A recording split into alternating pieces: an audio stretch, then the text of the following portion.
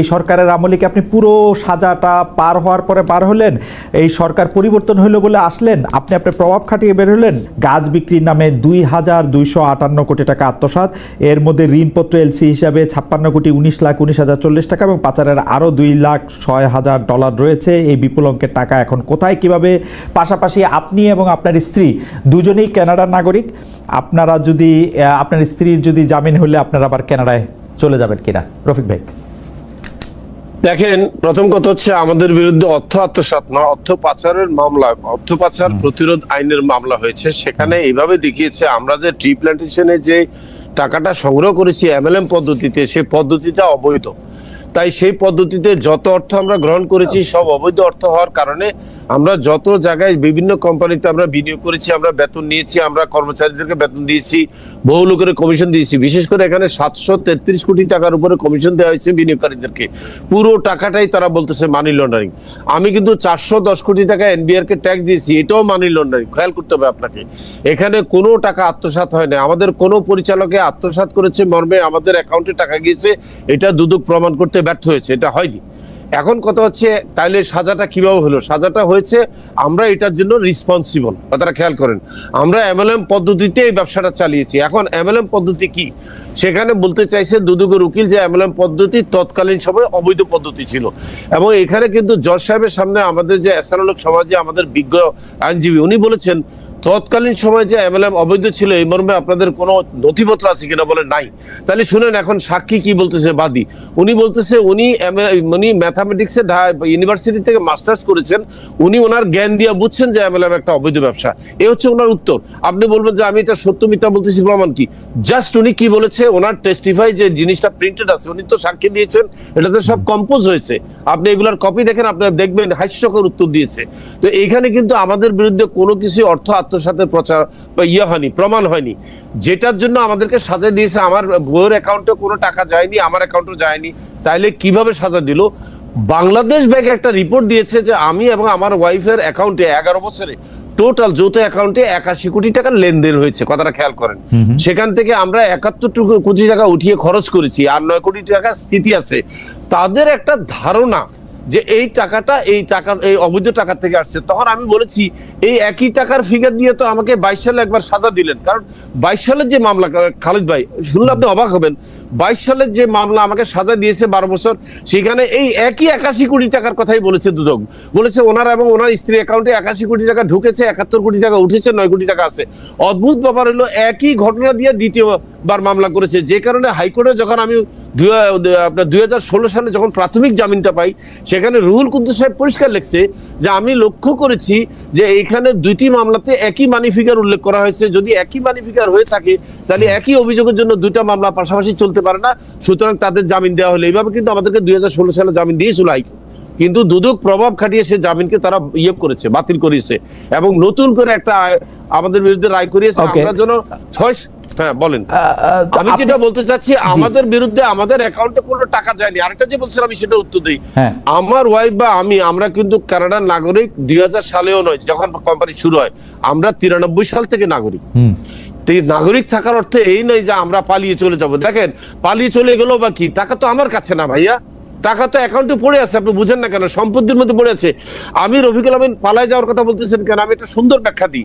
ধরেন কোন একটা দৈবাত অ্যাক্সিডেন্টে রফিকুল আমিন এবং তার স্ত্রী মারা গেছে, তাই বলে কি লোকজনের টাকা তারা পাবে না? অবশ্যই পাবে, কারণ সম্পত্তি কিনেছি আমরা, কোম্পানির নামে সম্পত্তি কিনেছি, ওই সম্পত্তি বিক্রি করে মানুষের টাকা দিয়ে দিবে। আমার মরে যাওয়া বা আমার চলে যাওয়ার সাথে তাদের টাকা ফেরত পাওয়ার সম্পর্কটা কি? আর মানি রিসিট কি খালিদ ভাই এইভাবে লেখা হয়েছে যে রফিকুল আমিনকে টাকা দিচ্ছে, নাকি মানি রিসিট হয়েছে ডেস্টিনির নামে? বলেন তো আপনি। না সেটা ঠিক আছে। আমার এখানে দুইটা প্রশ্ন। একটা প্রশ্ন হচ্ছে যে আপনি মারা যাওয়ার কথা বললেন বা আপনি চলে যাওয়ার কথা বললেন, আপনি যে এতদিন কারাগারে ছিলেন, আপনাকে যারা বিনিয়োগ করেছেন, আপনার কথা শুনে যারা উৎসাহী হয়ে গাছ কিনেছেন বা গাছে বিনিয়োগ করেছেন, তারা কি তাদের টাকা পেয়েছেন? আসলে তারা পাবেন, কিন্তু আইনি কেন বুঝতে হবে আপনাকে।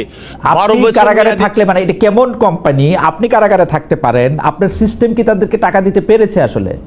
পারে নাই, কারণ দুদক সিস্টেমকে লক আপ করে রেখেছে।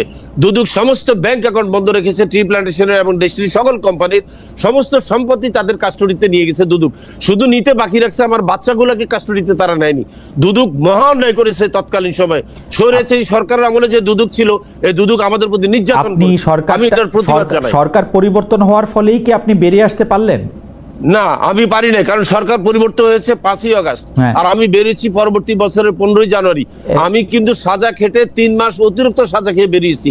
আমি কোনো ফেভার পাইনি কোনো সরকারের। আপনি কি কোর্টের মধ্যে আপনি কি কোর্টের মধ্যে থেকে মোবাইল ফোন পরিচালনা করতেন, যেটি মানে বা মোবাইল ফোন ব্যবহার করতেন মানে কারাগারে? আমি আসতেছি 2020 সালের করোনাকালীন সময়। সেটা হচ্ছে 2016 সালে যখন আমাকে জামিন দেওয়া হলো, সিনহা সাহেব জামিন বাতিল করলেন। বাতিল করে জেল কর্তৃপক্ষকে বলে দিলেন যে রফিকুল আমিন দরকার হলে জেলে বসে ব্যবসা পরিচালনা করবে, লোকজনকে নিয়ে মিটিং করবে, সে তাদের সাথে যোগাযোগ করবে সুব্রতর মতো। ওই যে ভারতের সাহারা গ্রুপের সুব্রতকে যে ফ্যাসিলিটি দেওয়া হয়েছে যে কারাগারে বসে সে সবার সাথে যোগাযোগ করবে, সেম ফ্যাসিলিটি আমাকে দেওয়া হয়েছে। এবং আপনি যদি ওই রায়টা দেখতে চান, খালেদ ভাই আপনাকে আমি পাঠিয়ে দেবো ইমেল করে, আপনি রায়টা পড়ে দিবেন। সেখানে এই রায়টা কি কোনোভাবে ইনফ্লুয়েন্স মানে প্রশ্ন উঠে না, তখন তো হাসিনা ক্ষমতায়, বরং এই রায় দিয়ে আমার ক্ষতি করে দেওয়া হয়েছে। দিবে আমাকে জামিন, আমার জামিন রহিত করে আমার প্রতি অবিচার করেছে সুরেন্দ্র কুমার সিনহা, যেটা আমি তাকেও দায়ী করব। সে যে আজকে হাসিনা সম্বন্ধে সে বিভিন্ন রকমের কথা বলে, এই নাটকের নায়ক কিন্তু সে নিজ। আমাকে কেন আমার জামিনটাকে রহিত করে এই ধরনের একটা ক্যামোফ্লেজ ইয়ার মধ্যে ফেলাইছে যে আমি জেলে বসে ব্যবসা করতে পারবো, আমি জেলে বসে মিটিং করতে পারবো, রেজলিউশন করতে পারবো, ব্যাংক চেকে সই করতে পারবো। তারপর যখন এটা আমি স্বরাষ্ট্র মন্ত্রণালয়কে দেখাইলাম যে সুপ্রিম কোর্ট আমাকে সব ক্ষমতা দিয়ে দিছে, তখন স্বরাষ্ট্র মন্ত্রণালয় জানতে চাইছে তা আপনি এখন কি চান। আমি বলছি যেহেতু এখন করোনা, মানুষের সাথে সামনাসামনি কথা বলা যায় না, আমাকে মোবাইল ফোন ব্যবহার করার সুযোগ দেওয়া হোক। এবং তৎকালীন স্বরাষ্ট্র মন্ত্রণালয়ের সচিব, সুরক্ষা সচিব কিন্তু বলেছে প্রার্থীর এই আবেদনের প্রেক্ষিতে দ্রুত ব্যবস্থা নেওয়ার জন্য নির্দেশ দেওয়া হলো কারা কর্তৃপক্ষকে। এবং কারা কর্তৃপক্ষ জানে আমার এই ঘটনার পরে কিন্তু কারা কর্তৃপক্ষ কিন্তু একটা ইনভেস্টিগেশন করেছে। আপনাকে আমি বলি রিপোর্টটা কি ছিল। রিপোর্টে কারা কর্তৃপক্ষ বলেছে টিমটা যে 3 জনের কমিটি ছিল তারা বলেছে রফিকুল আমিন ফোন ব্যবহার করার ব্যাপারে নির্দোষ। কারণ তার পারমিশন ছিল সুপ্রিম কোর্টে, আমি শুধু এই পর্যায়ে পারমিশন ছিল। জি, আমি শুধু এই পর্যায়ে পারমিশন ছিল। আমি শুধু এই পর্যায়ে একটা জিনিস জানতে চাই, তারপর আবার আমি একটু শওকত ভাইয়ের কাছে যাব। সেটা হলো যে এর আগে আমরা যখন আপনি যখন কারাগারে বাইরে ছিলেন, আপনার বিরুদ্ধে যখন মামলাগুলি হয় নাই, যখন ডেস্টিনি আপনি চালাইতেছিলেন, তখন আমরা দেখতেছিলাম যে বিপুল সংখ্যক লোক আপনার পাশে দাঁড়িয়েছিলেন, বিপুল সংখ্যক লোক আপনাকে সমর্থন করেছিলেন, তারা আপনাকে নিয়ে অনেক আশা করেছিলেন। আজকে যখন আমরা এই অনুষ্ঠান করছি, আজকে যখন আপনি একটা রাজনৈতিক দলও করেছেন, তখন এত লোককে কিন্তু আপনার পাশে দেখছি না। আমি যখন আমার প্ল্যাটফর্মটি দেখছিলাম, আমি বারবার আমার প্ল্যাটফর্মটি আমি দেখতে থাকি। অন্য কোনো সময় আমার মনে আছে জনাব রফিকুল আমিন যখন ইন্ডিপেন্ডেন্ট টেলিভিশনে আমি থাকতে সময় যখন তিনি এটি বলছিলেন, আমাদের তখন এই রকম সোশ্যাল মিডিয়া ছিল না, শুধু মেসেজ নেওয়া যেত, একটা নাম্বার পুশ করে আমাদের সেই ব্যাপারটা হ্যাং করেছিল। এত বিপুল সংখ্যক লোক আপনাকে আসলে আপনার উপরে ভরসা রেখেছিল, আপনাকে সমর্থন জানিয়েছিল। এখন কিন্তু তার আমি যদি বলি কোয়ান্টিফাই করি, আমি 100 ভাগের 1 ভাগও দেখতে পাচ্ছি না। আমার মনে হয় এটা সঠিক নয়। আপনি একটু খেয়াল করার চেষ্টা করেন, আমার যারা বিনিয়োগকারী আমার কাছ থেকে সঠিক তথ্য পেয়েছে তারা সবাই চুপচাপ আছে, তারা জানে পাবে। এদের সংখ্যা নেহাত কম, এদেরকেও আমি দোষ দিচ্ছি না বাবা, তারাও তো বিনিয়োগকারী।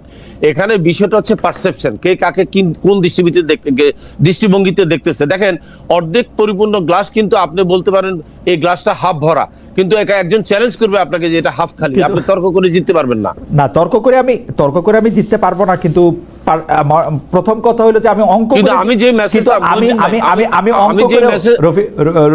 মেসেজটা রফিকুল আমিন ভাই আপনি যে সিস্টেম করছেন সেটা আমি অঙ্ক করেও জিততে পারতেছি না। আসলে এটা অঙ্ক করেও আমি এটা কোথাও পৌঁছাইতেছে না। সেটা নিয়ে একটা আলাদা তর্ক একদিন হইতে পারে। আপনি যে আমি আপনাকে মেসেজটা দিই, আমরা পার্সেন্টেজ দেখার দরকার নাই জনপ্রিয়তার। আমি যেটা বলতে চাচ্ছি, আপনার মাধ্যমে আমি একটা মেসেজ পৌঁছাতে চাই আমার সম্মানিত বিনিয়োগকারীদের কাছে। এদের প্রত্যেকের বিনিয়োগ সুরক্ষিত এবং বর্তমান ম্যানেজমেন্ট যারা আছে, যাদেরকে হাইকোর্ট থেকে নিয়োগ দেওয়া আছে, এদেরও সক্ষমতা আছে এদের টাকা ফেরত দেওয়ার। যদি এদের সক্ষমতা না থাকে তাহলে আপনার মাধ্যমে আমি একটা প্রস্তাব দিই, সেটা হচ্ছে আমাকে ভারপ্রাপ্ত দায়িত্ব দেওয়া হোক যে রফিকুল আমিনের টাকা ফেরত দেওয়ার জন্য আপনাকে ইনচার্জ দেওয়া হলো। আমাকে না, এটা তো আপনি আমার মাধ্যমে দিতেছেন বটে, কিন্তু তার আগে ওইটা আপনি দিচ্ছেন যে আপনাকে আসলে ওই পরিশোধে নেওয়া হলে আপনি এটা পরিশোধ করে দিতে পারবেন। অবশ্যই পরিশোধ করে দিতে পারবেন, কিন্তু ফ্যাক্ট রিমেন্স টাকা দেওয়ার সক্ষমতা আছে, কিন্তু দিতে পারবো না কি শুনেন, লাভ দিতে পারবো না, কারণ আমাকে তো 12 বছর আটকে রাখা হয়েছে, আমি তো লাভ করতে পারিনি। আমার গাছগুলা কেটে সহায় দেওয়া হয়েছে, তাই না? গাছের গোড়াগুলো এখনো আছে। এখন আপনি বলবেন তাহলে কোত্থেকে দিবেন? আমি তো সব টাকা গাছে বিনিয়োগ করিনি, আমি তো সম্পত্তি কিনেছি, আমি তো ব্যবসা প্রতিষ্ঠানে লাগাইছি। এই ট্রি প্ল্যান্টেশন কোম্পানি কম বেশি 14টা কোম্পানির মালিক, আপনি জানেন এর আন্ডারে আরো 14টা কোম্পানি আছে।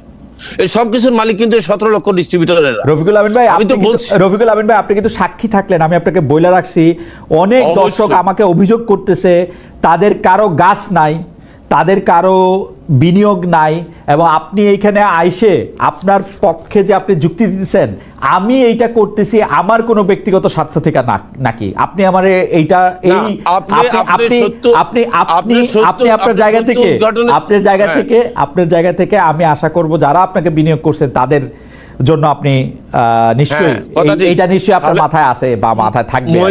মহিউদ্দিন ভাই আপনি সত্যটাকে উদ্ঘাটন করার চেষ্টা করতেছেন, আই রেসপেক্ট ইউ, আমি জানি আপনি সত্যটাকে তুলে ধরতে চাচ্ছেন দুই পক্ষ থেকে, এখানে আপনি কোনো পক্ষ নন। না, এটা তো আপনি মুখে বললে হবে না, আপনি যদি আমাকে তলে তলে টাকা দেন তাহলে তো আর এটা আমি আপনাকে তলে তলে টাকা দিলে আপনি বরং আপনার বিনিয়োগকারীদের টাকা পরিশোধ করেন, যারা যারা আপনার থেকে টাকা দিয়েছে তাদের টাকা আপনি দিতে চেষ্টা করেন, সেইটা হবে হচ্ছে। আমি আপনাকে তলে তলে টাকা দিলে এটা হবে মানি লন্ডারিং, আবার আপনাকে আমার ডলারে দিতে হবে, টাকা দিলে নিতে পারবেন না। আচ্ছা আচ্ছা ঠিক আছে। রাখা সেটা কি মানে এই সিদ্ধান্তটার পেছনে যদি আপনি একটু আমাদের কারণ বলেন। আরেকটা বিষয় হচ্ছে যে রাজনৈতিক দল করে এই যে বাংলাদেশ